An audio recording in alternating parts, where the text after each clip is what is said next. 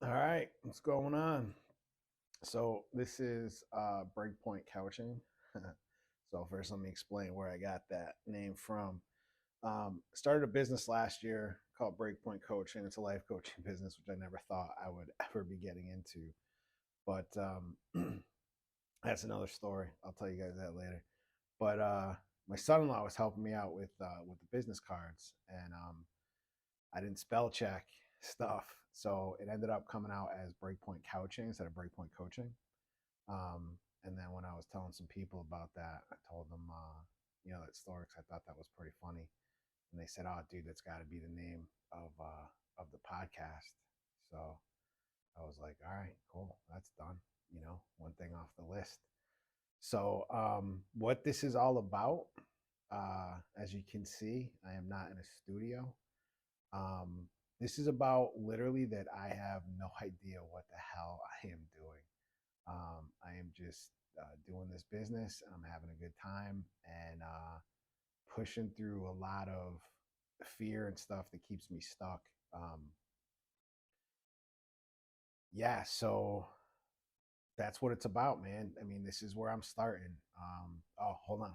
Wait, no, the light is good, right? Hold on. Wow, that's my dog in the background. That's really bright, dude. I think it's better like that. Sorry, I got my little OnlyFans set up here, so I can record. I got this little mic. Uh, everything I have is cheap right now because that's all I can afford, and I'm in my garage. Um, so hopefully one day it'll be a studio, but this is my start, man. I got tired of not doing anything, and I'm always thinking like, oh, I'll start whenever. But this is it. So if you can hear the dog barking in the background, man, this is what I got, and this is going to be my start, and we're gonna, move up from here. Um, okay, I'm trying to think of all the stuff I want to say. Like, I know this is the part normally to be like an introduction, and the same thing that you put on every single thing, but I normally skip over those anyway. So I'm like, ah, screw it, won't even do that. What's the point? Make the introduction different for each one.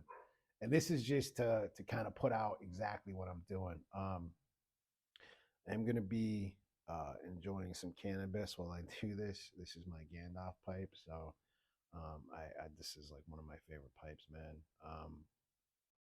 Yeah, I just feel very smart, very wise when I'm smoking from this.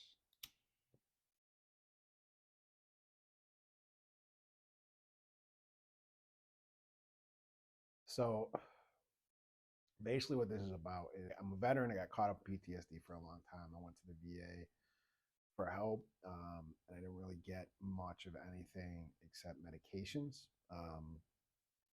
I found this to be a far better medication for me.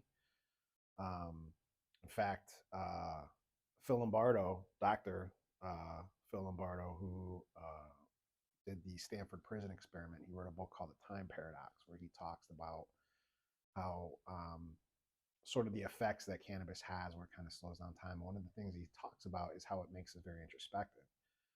And I thought that was pretty funny because one of the things that I always heard at the VA was they encourage people to do yoga because yoga makes you introspective.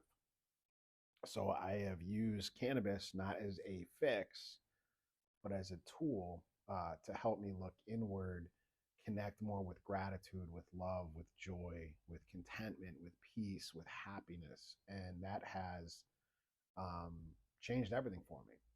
In fact, I had left the VA for a while. I went back, started having, after I had COVID, I started having these like panic attacks and stuff, which apparently is a side effect or could be like a symptom of like long COVID or whatever. I don't understand all that shit. But anyways, they did a PTSD assessment on me, and with no medications, with no therapy, I dropped my PTSD score assessment score down by 32 points or 36, something like that. So I guess the worst score that you can have, which means severe PTSD, is 80. My initial score back in 2011 was 74. Um, and now my score was 36. So yeah, whatever that math is. So what I realized is that by learning, by seeking, by understanding, um, we have the ability to have these incredible breakthroughs, no matter where we are, right? And that's where kind of the breakpoint couching came in. Just sort of these breakthroughs that you may have on the couch. Where for me, it's where I do most of my thinking. As you can see right now, I don't have a couch. I plan on getting one though in the future. I want to have like lights hanging down and like tapestries and all kinds of stuff, man. Get some pretty cool looking artwork or whatever for the walls. Um, yeah, do this thing up right. So let me refocus. I'm gonna have to edit this too. That's gonna be pretty cool to learn, man. Dude, I'm actually excited I'm doing this. It's pretty cool. Um, hold on.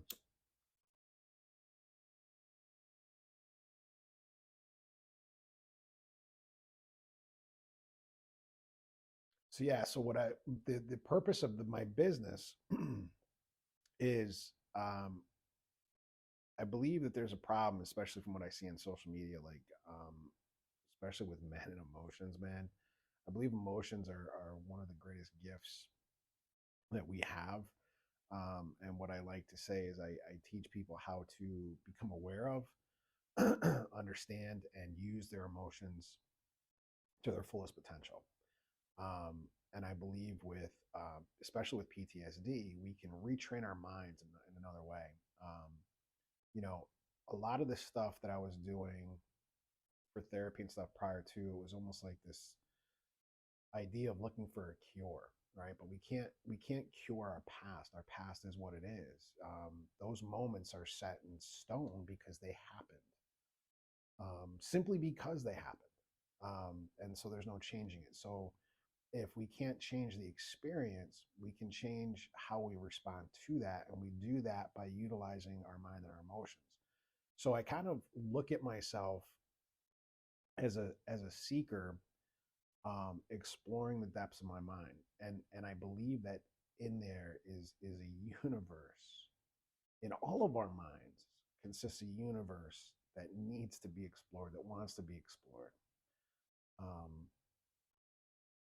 in one of the books that I read, I'm gonna forget his name, but it's called Buddha's Brain. It's a neuroscience of happiness, wisdom, and contentment, I believe.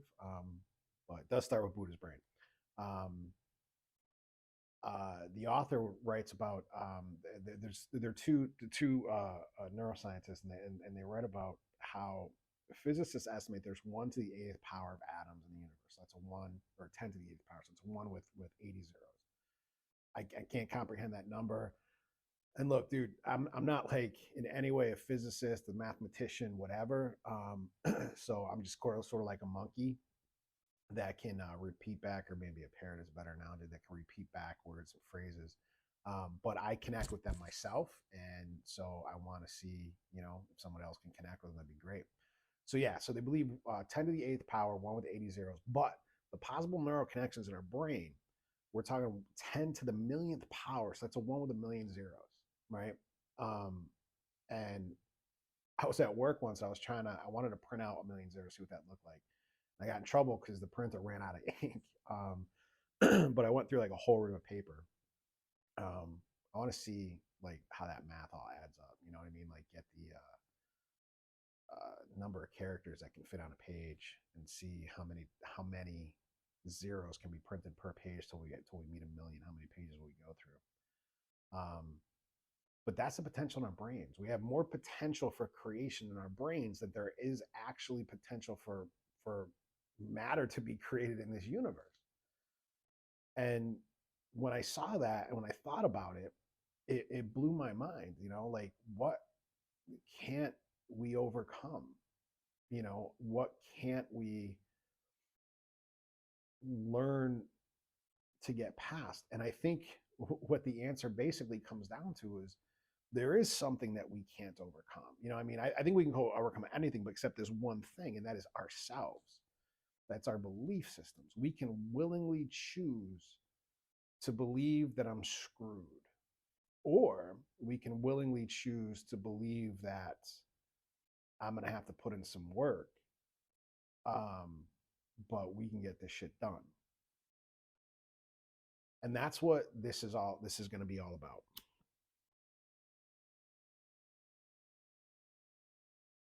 So first off, oh, sorry. First off, it's going to be a journal of sorts where I'm going to share. Someone's walking by, my dog saying hi, man. So I'm going to share me figuring out what the hell I'm doing. Um, Hopefully, there'll be a lot of wins that I share. But this is also to keep me accountable to be doing the work that I need to do. One of the things for me is that fear of the unknown, the fear of like what's going to happen or how is it going to happen keeps me stuck, right? And it's easy for me to get distracted. Now, here's a crazy thing, right? This is a little tangent. This is what I do, man. But this is one of the reasons why I love cannabis too. It makes my mind feel like it's a book just opening. Um, and it's almost like it's no longer words on pages. It's like this 3D image, man. I know that probably sounds like dumb as hell or stupid, but you know, I don't know. It's the way it makes my mind feel, man.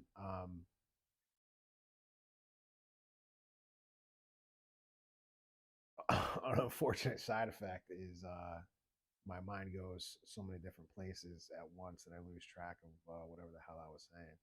All right, so note for the future, dude. Um, Write out some notes, right? Because like I said, I have no idea what I'm doing right now, so I'm just talking right now, and I'll end this thing when it ends. Um, I love this quote from Bruce Lee where he says, "Be like water." It's a famous quote. Kind of becomes cliche at this point, but living intuitively rather than impulsively is something I'm trying to get into. So I'm just gonna flow with this, man, and see where it takes us.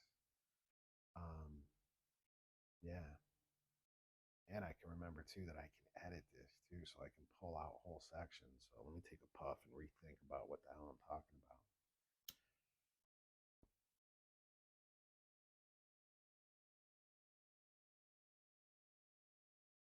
So that's what Breakpoint Couching, this podcast, is going to be about. It's going to be about, oh yeah, it's going to be like a journal of sorts as I kind of go through, hold myself accountable. I love talking about the stuff that I learn. I'm addicted to it. um, there's an author named Leslie Marmoon Soko, who is a professor out west. I'm going to forget where, but she wrote a book called Ceremony. It was about Native Americans coming home from World War II. And when they got home, they had same issues that veterans we see today had, drinking, drugs, just a lot of issues, right? Stemming from the PTSD. And I finally remembered that thing, dude. So this is Matt, and this is gonna it fits with this story too, right? So this dude, he was just kind of laying low, relaxing, and was just having a lot of trouble, right? And so one of the things that neuroscientists have taught us is that our brain kind of has a default mode, like sort of like the screensaver that pops up on your computer. Um, and that default mode is naturally negative and anxious, right? It's like literally scanning for threats, right? That's our brain's default mode. So when we sit down to binge watch, to you know TV shows, whatever, we sit down to just waste time, scroll social media. That mindless activity that we're doing puts our mind in that default mode where it's scanning for threats. So, we normally do stuff like that when we're feeling anxious, right? To sort of distract ourselves from it. And yet it ends up driving more anxiety into us. So so this one character, he went to the medicine man of his tribe, and the medicine man told him, you need to go on a hunt for your uncle's cattle, right? His uncle sold some cattle that broke out of the pen, and he needed to go for a hunt, right? So he goes on a hunt for him, and during that time, when he got back, he realized he didn't think about the war. He didn't think about all the horrors that he saw and what he went through. He didn't think about the depression, the anxiety, how he didn't want to feel this way. And I realize like that's what veterans need. It's another way of saying we need to find a new purpose. But we need a new hunt in our lives. For me, this has become my hunt. Um, how strong I can condition my mind. Um, and I like reading all kinds of stuff, man. Some of it is like what I would consider kind of wacky and out there. I like to read books by psychologists. I like to read books by mystics. I like to read books by theologians. I grew up in church for like 40 years. Was able to sort of escape from that.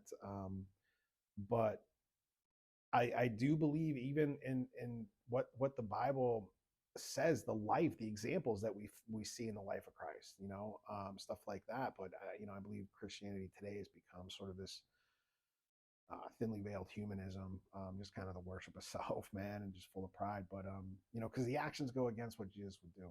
So that's the other aspect of that, is to get my ideas and be able to talk about it, because I love talking about this stuff. And then the third thing too is just to get myself out there, to take a risk. This really isn't a risk. The worst that can happen is somebody calls me a freaking man, an idiot. But this isn't a risk, but it stops me, so it's overcoming that, and it's put myself out there. It's being vulnerable. I believe vulnerability is a massive, massive key to a lot of this. In a book called Choices, a psychologist who also lived through the Holocaust named Dr. Edith Eger had this quote. She said, "Where I had my secrets and my secrets had me." And she talks about her after she was liberated from the concentration camps, her new imprisonment began, and it was the imprisonment of her mind. Man, my dog is normally not like this loud. I really hope this like comes up, or people like you're actually gonna hear it, or people are gonna be like, dude, there is no dog, and I keep talking about a dog. But yeah, so that's what it's gonna be about, man. Talking about what I'm thinking about, what I'm learning. Even as I'm talking about this, like I'm thinking, we can we can do one on the two worlds. We can do one on two darts, this idea in Buddhism, the first dart and the second dart.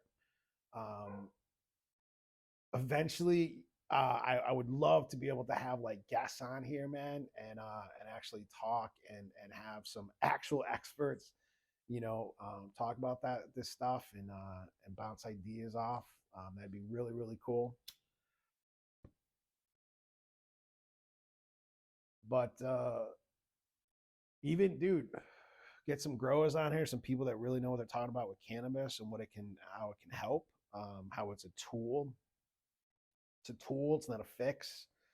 It's a tool. A lot of people that I know that start smoking for anxiety, which is one of the side effects of it, is actually anxiety. So some of the people that I know that smoke for anxiety end up start smoking like every day, because every time they feel anxious, they take a puff, right? And then our sort of our accretion disk, pretty freaking smart, right? Accretion disk, which goes around a black hole, right? Not that it goes around a black hole. I don't know what I'm talking about. But anyways, it gets larger and larger and larger, right? So our tolerance of what makes us anxious just gets bigger and bigger, and we get anxious over more and more things. So you talk about all that, man, and then I'm gonna put it out, and that's what it's gonna be, right? It's gonna be sort of a journal of sorts to track how I'm doing, how I'm learning things, how I'm growing. I want to be able to share so many success stories of people that I talk to, man. I want this thing to be, sort of like this brainstorming session where I'm just talking about my ideas and reaching out and connecting. Um, and I want it to be a tool that we can use to learn and grow. I keep saying we, but it's for me. Like I want to learn to grow. And in the end, what it comes down to is I isolate a lot. Um, I have extremely, extremely few amount of friends. and what I consider a friend and what I think people normally think of as friends would be different.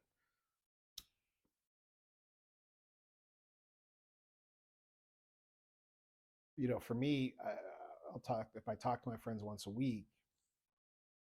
That's what I do, and other than that, I'm alone. Um, most people, friends, you go, you hang out, every once in a while and stuff. But I'm a very isolated dude, and I get lonely a lot. Again, of my own making, and this is a thing with like PTSD too. Is like if you deal with it, have you ever been like surrounded by people, by like family, and you get this overwhelming sense of loneliness, and you need to like, I don't know, separate yourself for a little bit? It's a weird thing, dude. It's freaking like this paradox. You're surrounded by people that love you, but you got to go separate. So it's pretty interesting. But anyways, yeah, let me get into all that. So I think we're gonna end this here, man. First episode of BreakPoint Couching. And we're gonna see the breakthroughs that we can have sitting on our couch and smoking some weed, man. Oh, last thing, dude. Last thing.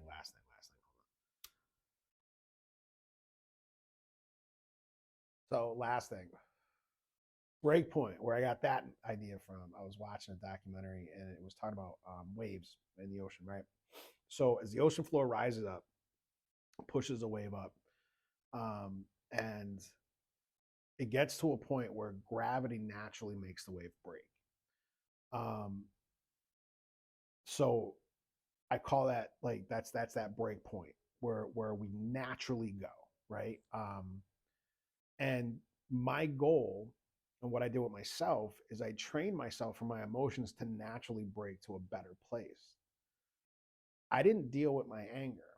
I trained myself to be more peaceful, to be more loving, to be more kind. I wouldn't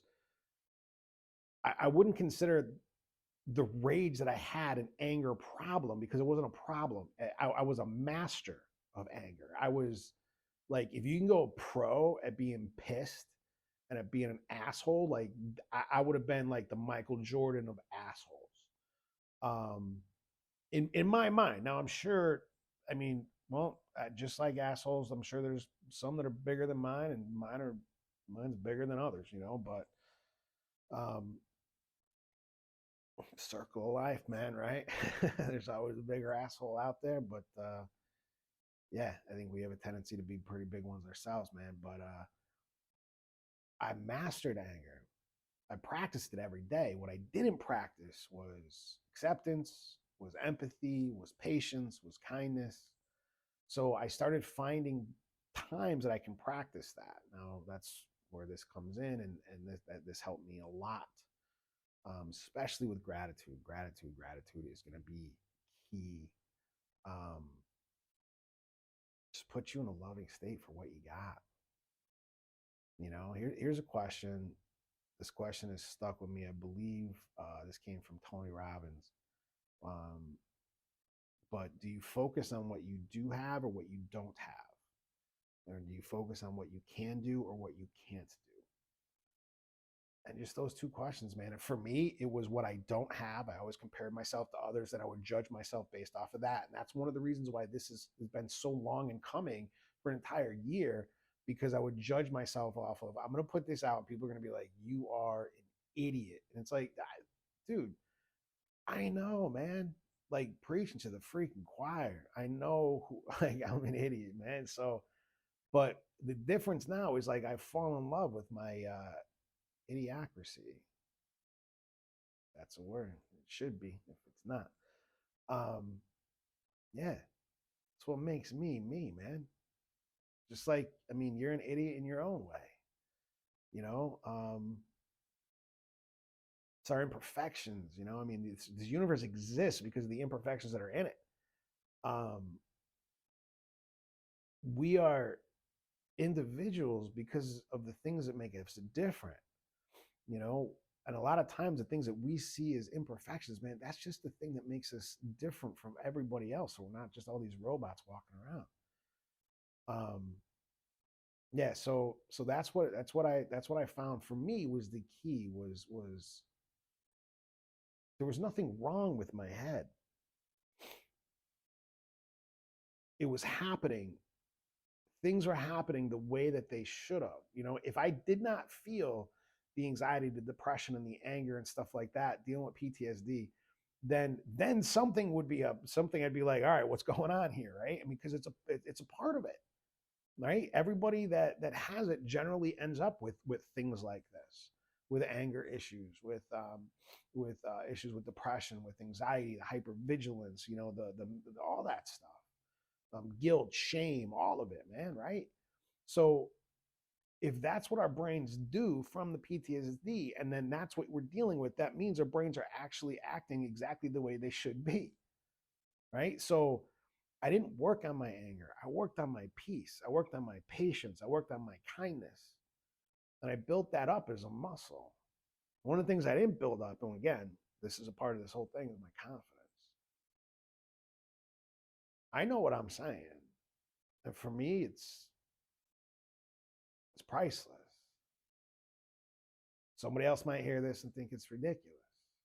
Somebody else might choose to think, no, that's for you because you didn't have real problems. And yeah, like I said, a veteran PTSD, but I have not gone through anything like the men and women of today have gone through. I was just part of the first American troops into Bosnia. I've never been in a firefight or anything like that, but just I don't know, man. It messed me up, and that's one of the things right there is that convinced me that I was a coward, that I was weaker than everybody else.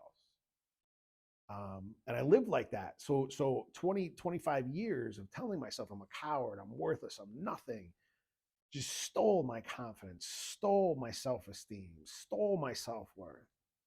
Right. So now what I got to do is start building stuff up. Right. And thinking and knowing in that stuff without taking action. I mean, what good does it do? So this is the action that I'm taking. I'm gonna try to get one out like once a week. I have no idea what they're gonna be on, man. There's, like I said, there's no plan. I'm just gonna try to flow like some water, dude. And see what comes of this. You know what I might do? I might start a website, not a website, an email. Because, dude, like, I want this to be an extension of me. I don't want it to just be on this one thing. You know what I mean? Like, I like having fun, dude. People want to like email me something or whatever. Like, if anybody does listen to this, um, just some lonely vet in a garage, man, smoking weed. In the garage smoking too, because my wife won't let me smoke it in the house. She hates the smell. But of this garage though, I am the man. In this house, I'm the man of this garage. Nobody in these walls right here, this garage, tells me what to do. Until she tells me it's time to come in for dinner. But other than that, I'm the man here. All right. I just want that to be known. Yeah. All right, man. I think we're gonna end it at that, dude. I don't know if I ended it way. I think it's kind of cool doing this while smoking. Interested to see the tangents and all that I go down. Enjoyed this. Oh man, I'm almost nervous if someone's gonna listen to this, dude. Yeah, it comes back to like what people think. Like, who cares, man? I enjoyed this. Like, I'm having fun. At the end of the day, it's what it's all about, right? But it might be weird to some, but I'm a weird dude. I enjoy that about myself. So, all right, cool. I will talk to you guys soon. Peace.